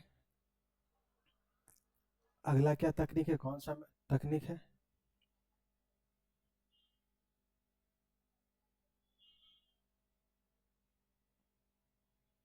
देखिए अगला तकनीक क्या है, समस्या समाधान तकनीक। कौन सा तकनीक, तो समस्या समाधान तकनीक। इसमें क्या बोल रहा है, वास्तविक जीवन से जुड़ी समस्याओं को कक्षा में प्रस्तुत करना सृजनात्मकता को बढ़ाता है। क्या बढ़ाता है, तो वास्तविक जो रियल लाइफ में, रियल लाइफ एग्जाम्पल से जुड़ा जो भी प्रश्न पूछा जाता है ना, तो उससे क्या होता है, बच्चा में कहीं ना कहीं जो होता है सृजनात्मकता मतलब क्रिएटिविटी डेवलप होता है, उसका डेवलपमेंट होता है। उदाहरण के लिए देखिए क्या बोल रहा है, विद्यालय में प्लास्टिक का उपयोग कैसे कम किया जा सकता है। ये सब क्या है आपका वास्तविक जीवन से, क्योंकि डेली लाइफ में हर कोई प्लास्टिक का यूज करता है। तो विद्यालय में उसका उपयोग को कैसे कम किया जा सकता है, इस तरह का क्वेश्चन पूछेंगे। तो इसका समस्या का सब कोई सॉल्यूशन बताएंगे। तो कहीं ना कहीं इससे क्या होगा, बच्चा में क्या होगा, क्रिएटिविटी डेवलप होगा। उसके बाद देखिए क्या, परियोजना, परियोजना मेथड मतलब प्रोजेक्ट मेथड। बच्चे को मान लीजिए कुछ प्रोजेक्ट बनाना है, तो बच्चे का ग्रुप बना के या अलग अलग बच्चे को कोई प्रोजेक्ट कुछ काम दे दिया जाए कि नहीं आप लोग ये प्रोजेक्ट बनाना है, ये काम करना है। तो बच्चे काम करेगा, तो इससे भी क्या होगा, बच्चे में क्रिएटिविटी डेवलप होगा। क्या होगा, बच्चा में क्रिएटिविटी डेवलप होगा। उसमें देखिए क्या बोल रहा है, परियोजना विधि, क्या बोल रहा है, परियोजना विधि पर आधारित विद्यार्थी स्वयं योजना बनाते, क्या करते हैं, स्वयं योजना बनाते हैं जानकारी एकत्र करते हैं और निष्कर्ष निकालते हैं। क्या करते हैं, ये सारे कुछ करने के बाद उसका निष्कर्ष निकालते हैं। क्या क्या करते हैं परियोजना विधि में? परियोजना विधि मतलब लर्निंग बाय डूइंग, मतलब करके सीखते हैं, चीजों को कर कर सीखते हैं, ठीक ना। लर्निंग बाय डूइंग किसी चीज को करके सीखना पर आधारित है। विद्यार्थी स्वयं क्या करते हैं, खुद से योजना बनाते हैं, जानकारी को एकत्र करते हैं और क्या करते हैं, उसका कंक्लूजन को निकालते हैं, निष्कर्ष को निकालते हैं। उसके बाद क्या होता है, यह विधि बढ़ावा देती है, किसको किसको बढ़ावा देती है, तो यह सृजनात्मकता को, आत्मनिर्भरता को और सहयोगात्मक अधिगम को, ये सबको यह विधि क्या करती है, बढ़ावा देती है। ये सबसे विधि क्या होता है, बढ़ता है, ठीक है ना। उसके बाद देखिए क्या बोल रहा है, अगला मेथड क्या है, गतिविधि आधारित शिक्षण। गतिविधि मतलब एक्टिविटी बेस्ड लर्निंग, किसी चीज में बच्चे को क्या करना, इन्वॉल्व करना। उससे भी क्या होता है, अगर मान लीजिए कुछ भी कर रहे हैं तो बच्चे को चीजों को उसमें इन्वॉल्व करके करेंगे तो इससे भी क्या होगा, बच्चा में क्या होगा, क्रिएटिविटी डेवलप होगा। इसमें क्या बोल रहा है, देखिए नाटक, जैसे नाटक होता है या रोल प्ले, तो बच्चा को बोला जाता है कि नहीं आपको ये रोल प्ले करना है, तो बच्चा कोशिश करता है कि नहीं हम और अच्छा करें और अच्छा करें, तो अच्छे से तरह से करने का कोशिश करता है, तो कहीं ना कहीं उससे भी क्या होता है, क्रिएटिविटी डेवलप होता है। मान लीजिए बच्चा को नहीं आ रहा है लेकिन वो प्रैक्टिस करता है ना कि नहीं हमको इस चीज़ का रोल करना है, तो वो प्रैक्टिस करता है, उसका अच्छा से प्रैक्टिस अभ्यास करेगा, तो कहीं ना कहीं क्या होता है, उससे भी बच्चा में क्रिएटिविटी डेवलप होता है। जैसे आप लोग भी अपने स्कूल में होंगे बहुत कोई, तो बहुत कुछ प्रोग्राम जो होता है एक्टिविटी, कल्चरल प्रोग्राम, उसमें भी बहुत कोई को अलग अलग रोल प्ले किए होंगे, कोई डांस किए होंगे, कोई गाना गाए होंगे, मतलब कुछ कुछ जरूर बहुत कोई किए होंगे, तो उसमें भी क्या होता है, इससे क्रिएटिविटी डेवलप होता है। क्या होता है, तो क्रिएटिविटी डेवलप होता है।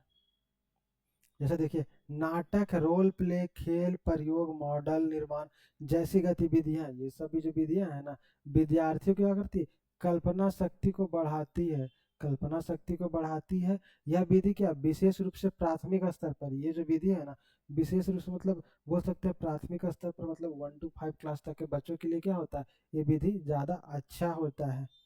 उसमें क्या करने के लिए, तो क्रिएटिविटी को डेवलप करने के लिए विधि उसके लिए सुटेबल है, ज़्यादा अच्छा होगा। अब देखते हैं अगला क्या मेथड है, और भी मेथड है। अब देखिए अगला क्या मेथड है, अगला मेथड है कला एवं रचनात्मक अभिव्यक्ति। मतलब कुछ उसको कला करना, मतलब क्या बोलते हैं, कुछ आर्ट और क्राफ्ट बनाना है, ड्राइंग बनाना है, उससे भी क्या होता है, उससे भी क्या होता है, बच्चा में क्रिएटिविटी डेवलप होता है। जैसे बच्चे को बोल दिए क्लासरूम में कि नहीं आप लोग इसका ड्राइंग बनाइए, तो सब बच्चा ड्राइंग बनाएगा, लेकिन कुछ बच्चे लोग बहुत अच्छे से बनाएंगे, थोड़ा अपना क्रिएटिविटी को दिखाएंगे, तो इससे भी क्या होता है, बच्चा में क्रिएटिविटी को डेवलप किया जा सकता है। उससे भी बच्चा में क्या होता है, क्रिएटिविटी डेवलप होता है।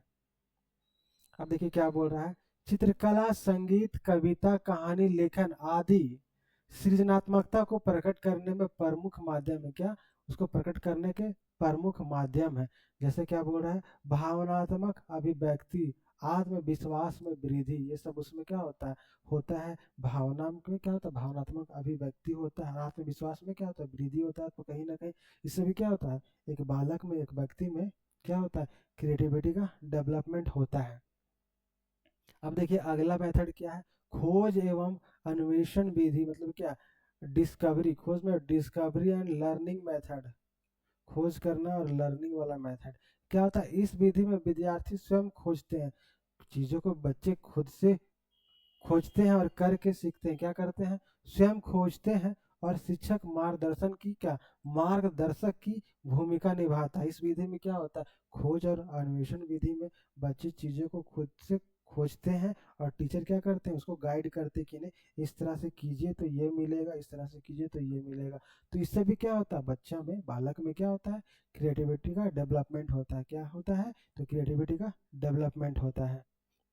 उसके बाद देखिए अगला मेथड क्या है, तकनीकी साधनों का प्रयोग, use of ICT and technology. तो ये सब का भी यूज करने से क्या होता है, आजकल बच्चे में क्रिएटिविटी का, अब जैसे देखिए क्रिएटिविटी का डेवलप कैसे होगा, जैसे मान लीजिए टीचर बोले अभी कि नहीं आपको ये बना के लाना है, तो पहले क्या करते थे बच्चे, बुक में सारा आंसर को खोजते थे, उसमें खोजते थे। उसके बाद फिर क्या, अब तो बच्चे क्या बुक में खोजेंगे, अब डायरेक्ट गूगल में खोजेंगे, या फिर चैट जीपीटी में खोजेंगे, ऐसा ही ना करेंगे। तो इससे भी बच्चे में क्या कहीं ना कहीं क्या हो रहा है, क्रिएटिविटी का डेवलपमेंट होता है। ये सब जो तकनीक है ये सब का यूज़ करके क्या होता है, क्रिएटिविटी का डेवलप होता है। जैसे क्या बोला, digital tools, video, smart board, ये सब भी डिजिटल टूल्स में ही सब आ रहा है। वीडियो से यूट्यूब में जाकर भी सर्च कर सकते हैं। जैसे मान लीजिए बहुत कोई यूट्यूब में जाकर सर्च करते हैं, किसी चीज़ को नहीं समझ में आता है, या तो डिजिटल टूल्स जैसे वीडियो होगा, स्मार्ट बोर्ड, शैक्षिक ऐप्स जो एजुकेशनल एप्लीकेशन है, सृजनात्मकता को नया आयाम देते हैं। क्या करते हैं, नया आयाम देते हैं। तकनीक का रचनात्मक उपयोग सिखाने को रोचक बनाते हैं, कहीं ना कहीं रोचक बनाता है ना। जैसे यही देखिए, अगर आप लोग को हम स्मार्ट बोर्ड में पढ़ा रहे हैं तो कहीं ना कहीं आप लोग को ज़्यादा अच्छा लग रहा है। अब यही चीज़ को आप लोग को हम क्या करते हैं, नॉर्मल बोर्ड में, जैसे ब्लैक या तो ये मार्कर वाला बोर्ड में पढ़ाते, उसमें सिर्फ पेन से लिखा हुआ रहता, पेन से लिखा हुआ रहता तो क्या, हम उस 4 कलर का मार्कर रखते हैं यहाँ पे, ठीक ना, बार बार लिखते, अलग अलग कलर से मिटाते, और इस तरह से सारा चीज़ को लिखते, तो क्या आप लोग को अच्छा लगता, नहीं लगता। लेकिन ये स्मार्ट बोर्ड में पढ़ा रहे, साथ में पढ़ाने के साथ आपको यहाँ दिखता भी है, पूरा फोटो के साथ, अच्छा एग्जाम्पल के साथ दिखाते, तो क्या होता है, ज़्यादा समझ में आता था। कहीं ना कहीं इससे भी क्या होता है, क्रिएटिविटी बढ़ता है। क्या होता है, क्रिएटिविटी बढ़ता है। जैसे मान लीजिए आप हमारा कोर्स लिए हैं, पढ़ रहे हैं, आप हम एग्जाम्पल ही बता रहे हैं, रियल लाइफ एग्जाम्पल ही। जैसे आप हमारा सीटेड जेटेड या बीएड का कोर्स लिए हैं, ठीक है, दूसरे टीचर क्या है, मतलब हम ऐसा नहीं, किसी का नाम नहीं लेना, मतलब ऐसा करते हैं, मतलब बहुत सारे टीचर क्या करेंगे, सिर्फ थ्योरी, जैसे हम तो बहुत सारे इसमें डायग्राम आप लोगों को दिखाए हैं ना, बहुत सारा फोटो का यूज़ किए हैं, बस थ्योरी जो लिखा हुआ रहेगा, बस थ्योरी को ही पढ़ेंगे और समझाएंगे, ठीक है। वो सब करते हैं, वो सब पुराना टाइम। लेकिन अब क्या हो गया, अब पढ़ाने का नया तरीका ऐसा होना चाहिए, जैसे आप लोग वहाँ थ्योरी तो लिखा हुआ समझा तो रहे हैं, लेकिन साथ में क्या आपको दिखा भी रहे हैं कि किस तरह से एग्जाम्पल के थ्रू कैसे कैसे चीज़ हो रहा है। तो इस तरह से क्या होता है, क्रिएटिविटी ज़्यादा डेवलप होता है आप में। जो आप लोग पढ़ रहे हैं वो तो इससे आपका माइंड ज़्यादा डेवलप होगा। अगर वो सिर्फ ऐसे लिख के हम बता देंगे, सिर्फ लिख के समझा देंगे, तो उसके कंपैरिजन में आप लोग को जो यहाँ दिखा रहे हैं पूरा डायग्राम के थ्रू, एग्जाम्पल के थ्रू, तो इससे आपका जो माइंड ज़्यादा डेवलप होगा, आप में क्या ज़्यादा क्रिएटिविटी आएगा। इसलिए हम कोशिश करते हैं ना, हर टॉपिक में एक दो फिगर डालें। ऐसे डालने का तो डाल सकते हैं, लेकिन जो कंटेंट बनाने, पीपीटी बनाने में बहुत ज़्यादा टाइम लग जाता है। वो इसलिए हर जगह पॉसिबल नहीं है। नहीं तो हम यहाँ भी चाहते तो बहुत सारा क्या, जैसे डिजिटल टूल से वीडियो, स्मार्ट बोर्ड, या फिर जो एप्लीकेशन है, ये सब का भी क्या करते, फोटो बना के यहाँ पे डाल सकते थे, इससे आप लोगों को यहाँ दिखता भी। लेकिन देखिए हर स्लाइड में इतना सारा फोटो डालना बनाना में टाइम बहुत ज़्यादा लगता है, ठीक है ना। इसीलिए हम जहाँ ज़रूरी हमको लगता है कि यहाँ चीज़ों को समझाना चाहिए, वहाँ पे कोशिश करते हैं कि फ़ोटो डाल दें।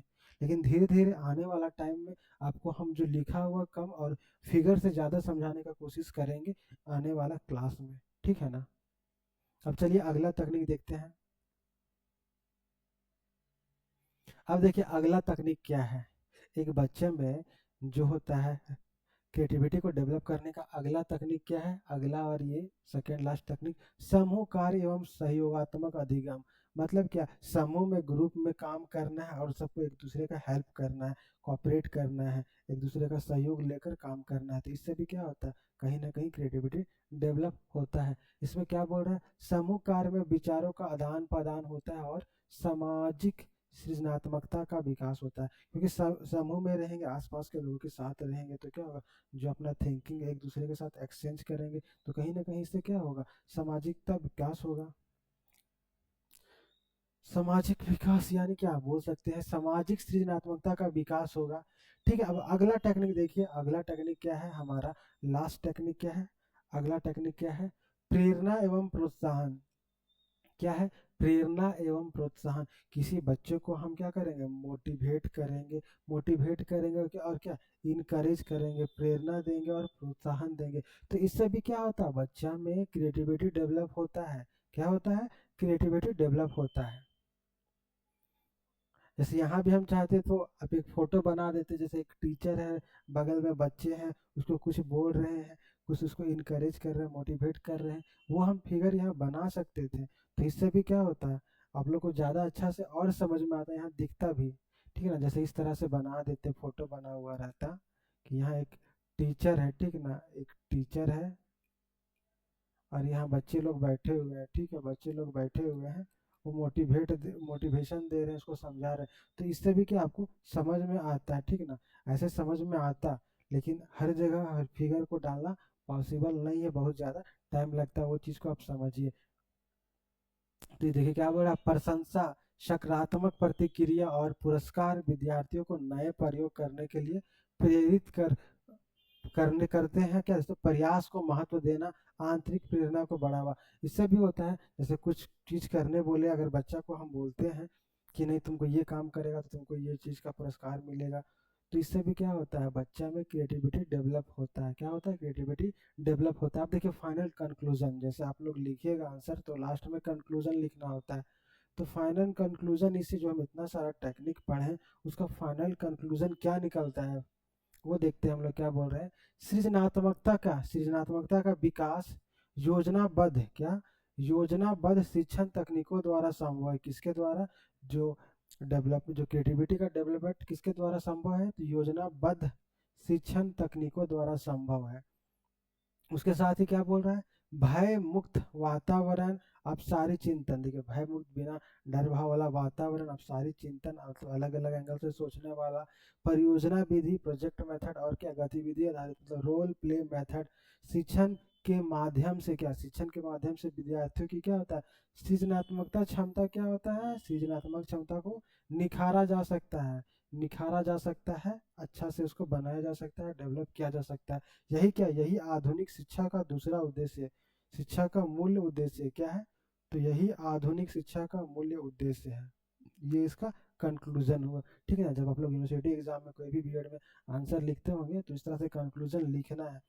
और ये क्वेश्चन पूछा हुआ भी आपका प्रीवियस ईयर में, ठीक है। अब चलिए आगे देखते हैं। अब क्या बोल रहा, देखिए बुद्धि और सृजनात्मकता में संबंध। ये भी आपका क्वेश्चन अगर बोलिएगा तो इसमें संबंध से रिलेटेड ऑब्जेक्टिव क्वेश्चन तो आता है, प्लस अगर आप यूनिवर्सिटी में दीजिएगा तो ये क्वेश्चन पूछा हुआ भी है। अब देखिएगा प्रीवियस ईयर क्वेश्चन में तो क्या रहते हैं, क्वेश्चन पूछिएगा बुद्धि और सृजनात्मकता में क्या संबंध है, वर्णन करें या समझाएं, इस तरह का क्वेश्चन पूछेगा। तो हम लोग चलिए इसको भी देखते हैं। इसमें क्या बोल रहा है, देखिए बुद्धि और सृजनात्मकता में संबंध क्या बोला, देखिए मनोवैज्ञानिकों ने इनके संबंध को तीन दृष्टिकोणों से समझाया। कौन कौन सा दृष्टिकोण से समझाए हैं, जो ये बुद्धि में, और बुद्धि क्या होता है इसके बारे में डिटेल से हम लोग पढ़ेंगे आगे वाले क्लास में। हो सकता है एक दो क्लास के बाद उसके बारे में भी पढ़ेंगे, ठीक ना। बुद्धि कितना बुद्धिमान है, कितना तेज है, तरार है, ये तो आप लोग समझ रहे होंगे। लेकिन उसके बारे में हर, जैसे आज इसके बारे में भी आप लोग जानते थे, ये क्रिएटिविटी क्या होता है आप लोग कहीं ना कहीं इसके बारे में जानते थे। लेकिन अब जो चीज़ को हम बता रहे हैं इसके बाद आपका जो नज़रिया है इसके प्रति, मतलब क्रिएटिविटी के प्रति, वो चेंज हो जाएगा सारा कुछ, क्योंकि आप जान चुके हैं। देखिए पहला क्या इन्होंने बताया है, पहला संबंध बुद्धि और सृजनात्मकता के बीच पहला संबंध क्या है, धनात्मक संबंध का दृष्टिकोण। मतलब धनात्मक मतलब पॉजिटिव रिलेशनशिप, मतलब दोनों के साथ का एक बढ़ेगा तो दूसरा भी बढ़ेगा, एक घटेगा तो दूसरा भी घटेगा, उस तरह का रिलेशनशिप। क्या बोल रहा, देखिए कुछ मनोवैज्ञानिक मानते हैं कि सृजनात्मक कार्य, जो क्रिएटिविटी वाला जो वर्क है, सृजनात्मक कार्य के लिए एक न्यूनतम बुद्धि स्तर आवश्यक होता है। कहीं ना कहीं ये बात सही है कि अगर कहीं ना कहीं क्या, जब बच्चा रहेगा और उसके पास बुद्धि रहेगा, कम से कम थोड़ा सा भी बुद्धि तो होना चाहिए, तभी तो वो क्या कर पाएगा, सृजनात्मक कार्य कर पाएगा। तो कहीं ना कहीं ये जो सेंटेंस बोला हुआ है वो सही है। फिर क्या बोल रहा है, बहुत कम बुद्धि वाला व्यक्ति सृजनात्मक कार्य नहीं कर सकता है। क्या बोल रहा है इनके अनुसार, जिसका बुद्धि नहीं के बराबर है। ऐसा होता है कि बात तो सही है कि जो मूर्ख बच्चा रहेगा क्या वो इस तरह का कार्य कर पाएगा। जैसे आपके ही क्लासरूम में, चाहे आप देखिएगा टीचर है तो क्लासरूम में कुछ स्टूडेंट होंगे जो पूरा मूर्ख जैसा, मतलब कुछ ध्यान नहीं देता होगा, सिर्फ उसको सिर्फ क्या है, क्लास आने से मतलब वो कुछ करता नहीं है, तो क्या वो क्रिएटिव बन सकता है, नहीं बन सकता है। तो वही क्या बोल रहा है, बहुत कम बुद्धि वाला बालक सृजनात्मकता कार्य नहीं कर सकता। क्या कर सकता है, सृजनात्मक कार्य नहीं कर सकता है। उसके बाद क्या बोल रहा है, इसे थ्रेश होल्ड सिद्धांत, जो ये सिद्धांत है ना, इस सिद्धांत को क्या कहा जाता है, इस सिद्धांत को, ये नाम है, ठीक ना, थ्रेश होल्ड सिद्धांत ये नाम है, थ्रेश होल्ड सिद्धांत कहा जाता है। उसके बाद फिर क्या बोल रहा है, देखिए इसमें कम बुद्धि वाले व्यक्तियों में सृजनात्मकता या तो नहीं होती है या बहुत कम होती है। वही बात बोला जा रहा है, जो बच्चा का बुद्धि कम है, जिसका दिमाग थोड़ा कमजोर है, तो उसमें क्या होता है, कहीं ना कहीं जो क्रिएटिविटी होता है, सृजनात्मकता होता है, या तो बहुत कम होता है या क्या नहीं के बराबर होता है। ये यहाँ पे इंग्लिश में लिखा हुआ है सारा कुछ, ठीक है ना। उसके बाद देखिए क्या बोल रहा है, मनोवैज्ञानिकों ने अध्ययन के द्वारा यह ज्ञात किया, क्या क्या यह ज्ञात किया कि 110 से 120 की बुद्धि लब्धि, ये सब जो बुद्धि लब्धि है ना, ये बुद्धि को मापने का तरीका है। एक जैसे यूनिट होता है ना लंबाई को मापने का, कि 2 सेंटीमीटर 4 सेंटीमीटर, उसी तरह ये क्या है, ये सब बुद्धि लब्धि आईक्यू है ना, मतलब 110 120 है, तो ये सब जो बच्चे हैं उसमें तेज होते हैं, जो प्रतिभाशाली होते हैं, उनका आईक्यू इतना होता है, ठीक है ना। ये सारा कुछ हम लोग पढ़ेंगे। बुद्धि लब्धि तथा सृजनात्मकता में क्या होता है, धनात्मक संबंध होता है। क्या होता है, धनात्मक संबंध होता है, पॉजिटिव कोरिलेशन, धनात्मक संबंध होता है, पॉजिटिव कोरिलेशन सा संबंध। उसके बाद एक बढ़ा, इसका मतलब यह हुआ कि बुद्धि लब्धि बढ़ने पर क्या होता है, हम जब बताए थे ना, जब पॉजिटिव, उस दोनों में क्या है, पॉजिटिव संबंध का है, तो क्या, जब बुद्धि बढ़ेगा तो सृजनात्मकता भी बढ़ेगा। बुद्धि बढ़ेगा, अगर किसी बच्चा का बुद्धि बढ़ रहा है तो कहीं ना कहीं क्या, उसका क्रिएटिविटी भी बढ़ेगा, अगर बुद्धि घटेगा तो क्रिएटिविटी भी घटेगा। बुद्धि लब्धि बढ़ाने पर क्या, बढ़ने पर सृजनात्मकता भी बढ़ती है, और बुद्धि लब्धि घटने पर क्या, अगर बुद्धि लब्धि घटेगी तो क्या होगा, उसका सृजनात्मकता स्वतः ही घट जाता है। क्या होता है, स्वयं ही घट जाता है। बुद्धि लब्धि बढ़ेगा तो कहीं ना कहीं क्या, उसका जो क्रिएटिविटी है वो भी बढ़ेगा, और बुद्धि लब्धि घटेगा तो कहीं ना कहीं क्या, उसका जो क्रिएटिविटी है वो भी क्या होगा, घट जाएगा।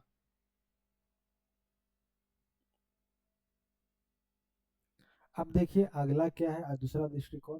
पहला क्या हम देखे थे, पहला धनात्मक दृष्टिकोण, दूसरा क्या है, स्वतंत्र दृष्टिकोण, मतलब उस पर डिपेंड नहीं करता है। तो इसके अनुसार क्या बोल रहा है, इस दृष्टिकोण के अनुसार उच्च बुद्धि लब्धि इज नॉट इक्वल टू उच्च सृजनात्मकता। मतलब क्या, मतलब इस सिद्धांत के अनुसार ना, कि जिसका बुद्धि लब्धि बहुत ज्यादा है, बहुत ज्यादा है, वो कोई जरूरी नहीं कि बहुत ज्यादा क्रिएटिव होगा, बहुत ज्यादा सृजन, क्या होगा, बहुत ज्यादा क्रिएटिव, या फिर क्या बोल सकते हैं, उच्च सृजनात्मकता वाला होगा। जिसका बुद्धि लब्धि मान लीजिए वहां पे हम लोग देखे थे 110 से 120 है, तो उतना बुद्धि लब्धि होने के बाद भी इस मेथड के अनुसार क्या, कोई जरूरी नहीं कि बच्चा उतना ज्यादा बुद्धिमान होगा, या उतना ज्यादा क्या होगा, सृजनशील होगा। क्या बोल रहा है फिर देखिए, सृजनात्मक व्यक्ति औसत बुद्धि वाला भी हो सकता है। इनके अनुसार क्या, जो सृजनात्मक व्यक्ति है ना, जिसका बुद्धि औसत है, मतलब जो एवरेज बुद्धि वाला है, एवरेज बुद्धि वाला है, वो भी क्या हो सकता है, वो भी सृजनात्मक व्यक्ति बन सकता है, या फिर हो सकता है, ये भी सही है, ठीक ना। कोई जरूरी नहीं कि बहुत बुद्धि वाला है वही हमेशा क्या होगा, क्रिएटिव होगा। जो एवरेज बुद्धि वाला है वो भी क्रिएटिव हो सकता है, या फिर कम बुद्धि वाला भी हो सकता है, लेकिन चांसेस कम रहता है। उसके बाद क्या बोल रहा है, अधिक बुद्धि वाले व्यक्तियों में सृजनात्मकता निश्चित रूप से हो ही या आवश्यक नहीं है। हाँ ये भी है कि जिसका क्या है, इसका बुद्धि लब्धि बहुत ज़्यादा बहुत अच्छा है, बुद्धि लब्धि, कोई ज़रूरी नहीं कि क्या वह क्रिएटिव होगा, ठीक ना। ये भी ज़रूरी नहीं है कि बहुत ज़्यादा वह क्रिएटिव होगा, जो बहुत अच्छा उसका बुद्धि है वो भी, ये भी कोई ज़रूरी नहीं है। उदाहरण के लिए देखिए क्या बोल रहा है, कई महान कलाकार, बहुत सारे जो महान कलाकार हुए हैं, जैसे कलाकार, कवि और संगीतकार अत्यधिक उच्च आईक्यू वाले नहीं होते हैं, अत्यधिक उच्च आईक्यू वाले नहीं होते, फिर भी क्या, वे अत्यंत सृजनात्मक होते हैं। जैसे देखते हैं ना कि बहुत सारे जो सिंगर रहते हैं स्टार्टिंग से नहीं उतना प्रैक्टिस किए हैं, उस उनका बैकग्राउंड नहीं है, लेकिन बाद में गाना बहुत अच्छा गाते हैं, ऐसा होता है ना। तो वही, उसके बाद ये क्या बोल रहा है, जब बुद्धि लब्धि 120 से ऊपर होती है, मतलब पहले हम लोग क्या देखे थे, 110 से 120 तक देखे थे, अब क्या बोल रहा है, 120 से भी ऊपर बुद्धि लब्धि हो जाता है, तब तो क्या, उनका जो क्रिएटिविटी है और भी ज्यादा बढ़ जाना चाहिए, लेकिन यहाँ क्या होता है, यहाँ पे नहीं के बराबर हो जाता है। क्या बोल रहा है, जब बुद्धि लब्धि 120 के ऊपर हो जाती है तो सृजनात्मकता क्या होता है, नहीं के बराबर होती है, या उनका संबंध क्या, या उनका संबंध टूटने लगता है। मतलब ऐसा होता है कि बहुत ज्यादा उसमें बुद्धि लब्धि है, 120 के ऊपर भी चला जा रहा है, तो बालक क्या होता है, वो बालक सृजनात्मक नहीं है, क्रिएटिव नहीं है, या फिर क्रिएटिविटी का जो संबंध होता है ये दोनों का, पॉजिटिव का जो है वो क्या होता है, टूटने लगता है। इसीलिए क्या बोला इसको, स्वतंत्र संबंध का दृष्टिकोण। क्योंकि देखिए 120 से ज्यादा होने के बाद क्या करता है, बुद्धि लब्धि 120 से ज्यादा होने के बाद यह बुद्धि का रिश्ता क्या समाप्त हो जाता है, टूटने लगता है, समाप्त होने लगता है। इसीलिए इसको क्या बोला गया है, स्वतंत्र संबंध का दृष्टिकोण। उसके बाद देखिए एक मनोवैज्ञानिक कौन है, रिपेल। रिपल तथा मे, ये भी मनोवैज्ञानिक का नाम है, ठीक ना। रिपल तथा मे ने अधिक तीव्र क्या, अधिक तीव्र बुद्धि के व्यक्तियों, अधिक तीव्र बुद्धि के व्यक्तियों के बीच क्या किया, सृजनात्मकता तथा बुद्धि में सहसंबंध, सहसंबंध मात्र कितना पाया, बहुत कम पाया, कितना 0.17, 0.17। जो ये मनोवैज्ञानिक रिपल और मेथ है, इन्होंने जो बहुत तेज तरार बुद्धि वाला व्यक्ति है, तो उसमें जो बुद्धि और जब सृजनात्मकता का संबंध, सहसंबंध मतलब एक दोनों के बीच में सहसंबंध निकाला गया। देखिए यहाँ क्या बोल रहा है, सहसंबंध मतलब दोनों के बीच में संबंध निकाला गया, किस किस में, पहला तो हमारा हो गया बुद्धि लब्धि, और दूसरा क्या, उसका सृजनात्मकता। ये दोनों में जब संबंध निकाला गया तो क्या देखा गया, बहुत कम है, कितना है, 0.17 पाया गया, जो कि बहुत कम है। जबकि सामान्य लोगों जैसे सभी की तरह बुद्धि जो जो जिसके पास होता है एवरेज बुद्धि में, यह सहसंबंध कुछ अधिक था, क्या था, उससे अधिक था। अधिक था मतलब कितना, 0.6 तक पाया गया। देखिए जब वो बच्चा वो तेज है, ठीक ना, वो व्यक्ति तेज है, तो जब बहुत ज्यादा बुद्धि वाला है तब बुद्धि और क्या, क्रिएटिविटी में संबंध निकाला गया तो कितना कम आ रहा है, क्या आ रहा है, जो सहसंबंध आ रहा है, जो को रिलेशन निकाल रहा है, कितना आ रहा है, बहुत कम आ रहा है। दोनों में संबंध जब निकाला तो इतना आ रहा है 0.17। वही जब क्या बोल रहा है, जो सामान्य लोग, जो एवरेज लोग है, उसमें उसमें निकाला गया था संबंध को, जो सामान्य लोग मतलब जिनका बुद्धि एवरेज है, जो एवरेज बुद्धि वाला लोग है, उनके बीच में और ये क्रिएटिविटी के बीच में संबंध निकाला गया, सहसंबंध निकाला गया, को रिलेशन।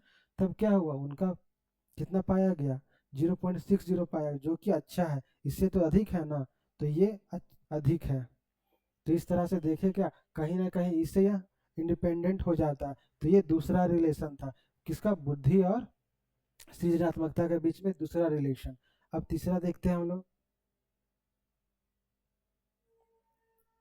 अब देखिए तीसरा क्या है, आंशिक संबंध का दृष्टिकोण, partial relationship view, modern view, partial relationship view और मॉडर्न व्यू। इसमें देखिए क्या बोल रहा है, आधुनिक मनोवैज्ञानिक मानते हैं, जो आधुनिक मनोवैज्ञानिक है वो क्या मानते हैं कि बुद्धि और सृजनात्मकता में आंशिक संबंध होता है। जो बुद्धि और जो होता है ना, क्रिएटिविटी में बुद्धि और सृजनात्मकता में आंशिक संबंध होता है, मतलब अंदर से बहुत कम संबंध होता है। बुद्धि आवश्यक है पर पर्याप्त नहीं है, क्या है, बुद्धि तो आवश्यक है लेकिन उसमें क्या होता है, पर्याप्त नहीं होता है। ऐसा पाए हैं, क्या पाए हैं, उन्होंने जो आधुनिक मनोवैज्ञानिक है उन्होंने पाया बुद्धि और सृजनात्मकता में आंशिक संबंध होता है, क्या, बुद्धि तो आवश्यक होता है लेकिन क्या, पर्याप्त नहीं होता है। तो इस तरह से हम लोग कितना, तीन संबंध देखे। अब फाइनल कंक्लूजन क्या निकलता है, इन तीनों संबंधों के बाद देखने के बाद हम फाइनल कंक्लूजन क्या निकाल सकते हैं, बुद्धि और सृजनात्मकता के बीच में संबंध का, वो देखते हैं फाइनल कंक्लूजन क्या है। ये क्या बोल रहा है, बुद्धि और सृजनात्मकता दोनों मानव की महत्वपूर्ण मानसिक क्षमता है, बिल्कुल सही है। क्या, जो बुद्धि होता है, कहीं ना कहीं बुद्धि और जो सृजनात्मकता होता है, दोनों एक मानव को क्या, महत्वपूर्ण मानसिक क्षमता है, क्या है, एक महत्वपूर्ण मानसिक क्षमता, ये दोनों ही जरूरी है। क्या है, एक बालक के लिए, एक व्यक्ति के लिए उसका बुद्धि और क्या, क्रिएटिविटी, सृजनात्मकता दोनों ही बहुत जरूरी है उसका मानसिक विकास के लिए। बुद्धि व्यक्ति को सही निर्णय लेने की में सहायता करती है।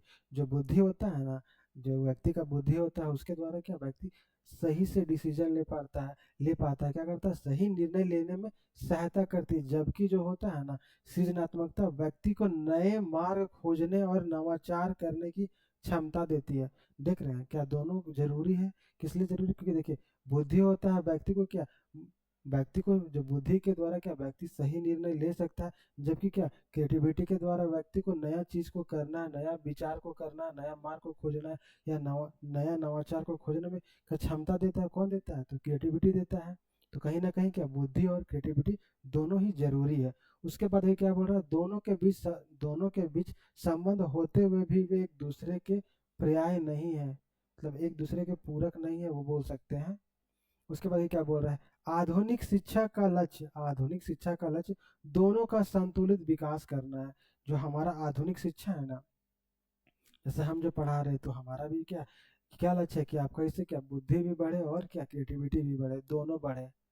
तो यही बोल रहा है, आधुनिक शिक्षा का लक्ष्य क्या है, दोनों का संतुलित विकास करना है, ताकि समाज को ज्ञानी ही नहीं बल्कि क्या एक सृजनशील नागरिक भी मिले। क्या सृजनशील नागरिक भी मिले। जैसे देखिए, आपको एग्जांपल ही दे रहे हैं, जैसे बहुत सारे टीचर है जो पढ़ाते हैं, ठीक है ना, ज्ञानी तो है, बहुत सा उनके पास नॉलेज है, तो वो क्या कर रहे हैं, नॉलेज है तो वो क्या सिर्फ थ्योरेटिकल आपको बता दे रहे, डायग्राम का यूज नहीं कर रहे, तो कहीं ना कहीं वो ज्ञानी है, उनके पास ज्ञान है, लेकिन क्या उनके साथ वो क्या थोड़ा पिक्टोरियल रिप्रेजेंटेशन नहीं दिखा रहे, फोटो के साथ आपको चीज़ों को नहीं समझा रहे, तो कहीं ना कहीं क्या वो क्रिएटिव नहीं है, क्या है, क्रिएटिविटी उनमें कम है। तो इसीलिए क्या हमारा क्या है, ऐसा बनना चाहिए क्या कि आप क्या ये भी हो, शिक्षा का दोनों का संतुलित विकास करना है, क्या आप समाज के ज्ञानी भी बने, क्या बने ज्ञानी भी बने, और साथ में साथ क्या सृजनशील नागरिक भी बने। अगर जिस तरह से कर रहे हैं ऐसा रहेगा तो आप ज्ञानी भी बनिएगा और एक साथ में क्या सृजनशील नागरिक भी बनिएगा। तो ये जो हमारा टॉपिक था, हमारा जो टॉपिक था, कौन सा टॉपिक, क्रिएटिविटी का, सृजन क्या क्रिएटिविटी का हमारा जो टॉपिक था, ये जो पूरा हमारा खत्म होता है। कौन सा टॉपिक, क्रिएटिविटी, और फिर बोल सकते हैं क्या सृजन सृजनात्मकता का जो टॉपिक है, ये हमारा दोनों टॉपिक यहाँ पे जो कि टॉपिक है ये खत्म होता है, ठीक है ना। अब हम लोग नेक्स्ट क्लास में क्या देखेंगे, देखिए ये 2 क्लास चला हम लोग का, क्योंकि लंबा लंबा क्लास चला है दोनों, तो जो थ्योरी हमारा जितना था इस टॉपिक का कंप्लीट हो गया। अब हम लोग इसका जो ऑब्जेक्टिव क्वेश्चन पूछा हुआ प्रीवियस क्वेश्चन में वो भी करेंगे, और साथ ही कल हम लोग एक नए और टॉपिक के साथ आएंगे, ठीक है ना। तो चलिए अब मिलते हैं अगले क्लास में। और आप लोग को एक चीज़ और बता देते हैं कि ये सब का पीडीएफ आप लोग को कहाँ मिलेगा, ये सब का पीडीएफ आपको कहाँ मिलेगा, हमारा जो एप्लीकेशन है टीचिंग एकेडमी का, वहाँ पे मिलेगा। प्ले स्टोर में जाइएगा तो प्ले स्टोर में देखिए हमारा एप्लीकेशन का नाम है BA DLED notes lesson plan, ठीक है ना। जब उसको इंस्टॉल कीजिएगा तो वैसे ही क्या हो जाएगा, ये आपका टीचिंग एकेडमी का सारा कुछ दिखेगा, या फिर उस एप्लीकेशन का लिंक इस वीडियो का डिस्क्रिप्शन में दिया हुआ, वहाँ से जाइए एप्लीकेशन को डाउनलोड कीजिए। उसके बाद आपको जो कुछ भी लेना है, या तो इसका नोट्स लेना है, या फिर वीडियो कोर्स लेना है, सीटेड जेटेड बीएड का डीएलएड का, सारा कुछ वहाँ से खरीद सकते हैं। और बीएड वाले और डीएलएड वाले स्टूडेंट के लिए तो वो एक वन स्टॉप सॉल्यूशन है, जो हमारा एप्लीकेशन है वन स्टॉप सॉल्यूशन है बीएड वाले स्टूडेंट के लिए, क्योंकि उनके लिए यहाँ पे सारा कुछ अवेलेबल है, जो चीज़ चाहिए, ठीक ना। तो आप लोग जाइए एप्लीकेशन को इंस्टॉल कीजिए, और जिनको जो कोर्स इनरोल करना है इनरोल कीजिए, लीजिए। तो चलिए मिलते हैं अब अगले क्लास में नेक्स्ट वीडियो में। Thank you.